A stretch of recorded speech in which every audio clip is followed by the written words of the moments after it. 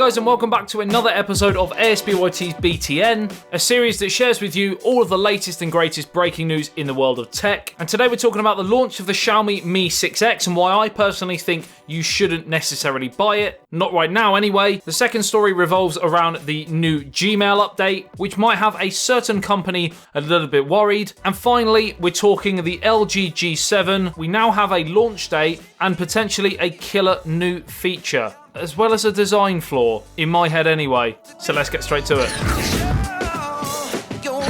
Right, so the first story is that Granny Smith apples have now reduced in I wouldn't put you through that, don't worry. The serious first story of today is Gmail has unveiled its new design. There's been a massive overhaul of the email service, and on top of the fact that it's got a fresh new design, it's packed with loads of new features including snooze, smart replies, improved email phishing detection, etc. But the main news about the new update is, of course, that potentially Microsoft may be quaking a little bit in their boots because Google are going for the jugular in the business department. Now, since forever, most businesses have used Outlook. Gmail was always kind of a second, but there are new features with the Gmail update, including new confidential mode, where you can set expiration dates for certain emails. You can also block recipients from forwarding emails, for example, copying, downloading, all of that sort of stuff, or even printing certain sections. Similar to, of course, the IRM that Outlook has used for many years. So I'm not necessarily saying it's better, I'm just saying it's now finally,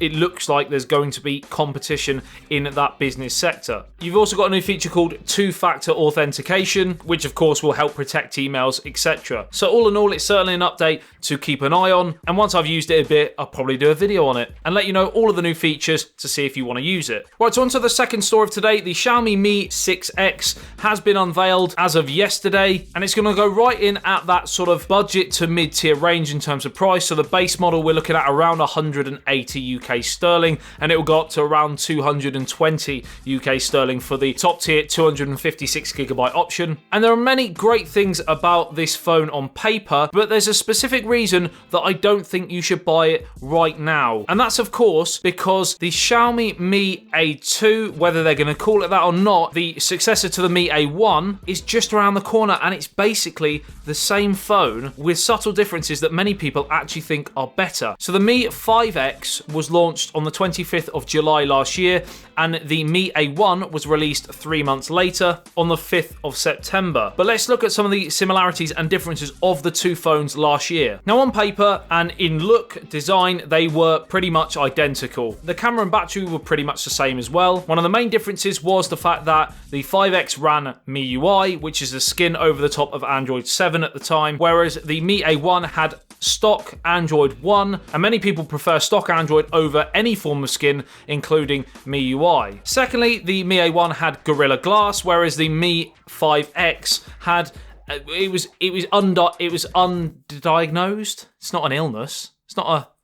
They didn't let on what it was, really. As far as I'm aware, it was a toughened glass and it was okay, but it was more prone to scratches than the Mi A1, according to most of the consumers. Now, because the Mi A1 ran Android 1, the hardware of the phone was made by Xiaomi, the actual software was made by Google. Therefore, they would be first to always get the updates as and when they came. The rollouts of updates were quicker on the Mi A1 than on the 5X. Now, of course, the 5X was better, according to most people, on certain things, like, for example, the fingerprint sensor seemed a little bit faster on the 5X than the Mi A1. But what I'm trying to kind of get across to you is that I personally don't think you should rush out and buy the Xiaomi Mi 5X without knowing what's around the corner with the next edition of the Mi A1 because of its upsides. And then you can make the decision which one you prefer. 5th of June is potentially when we may see the Mi A1 successor. As always, any more information on the subject, I will share it with you as soon as I know. And finally, the LG G7, we have a launch date, and we are led to believe that is the 2nd of May, which is 2 weeks exactly before the OnePlus 6. Are they trying to jump in and get some core interest and sales ahead of the OnePlus 6? Possibly, because I did say in my previous video on the LG G7 that it's been released a lot later than usual. Usually it's around February, March time, and of course they are now jumping into that market of the OnePlus 6 and the Xiaomi Mi 7 launches as well, and that may get them in hot water. So this decision to announce it 2 weeks before the OnePlus 6 may be a marketing strategy. We will wait and see whether, if it is, it's successful. So we have the release date, we have the latest renders, which again confirm pretty much what we've known for a long time again. And I'm not one to sort of flag an old horse, flag a dead horse, whatever that phrase is. I think it's flag a dead horse. I think I'm gonna stop talking about dead horses. That's just morbid, really depressing. Sorry to go over old ground is probably a better one, but the design of the LG G7 pretty much is exactly the same as the design of the OnePlus 6. Some of the Oppo phones, some of the Ulefone phones, some of the Ulefone phones? Elephone are bringing out a phone with exactly the same look. Of course, you've got the iPhone. It just, to me, although I'm not against the notch per se, I can look past it if the phone is good enough, but it's disappointing from a consumer's point of view. All of these phones look very, very similar. You know, me personally would like to see companies innovate all the time and don't just create a safe phone, because I feel that they've all been quite safe in 2018, and I understand the technology behind the notch and why they need to put it there if they want to kind of get rid of more of the bezel, but it's the same phone, isn't it, with different components to look at anyway. I suppose it'll be a flat race now to see which device performs the best, which could be interesting. So, yeah. Also, with the LG phone, they are giving away Granny Smith apples.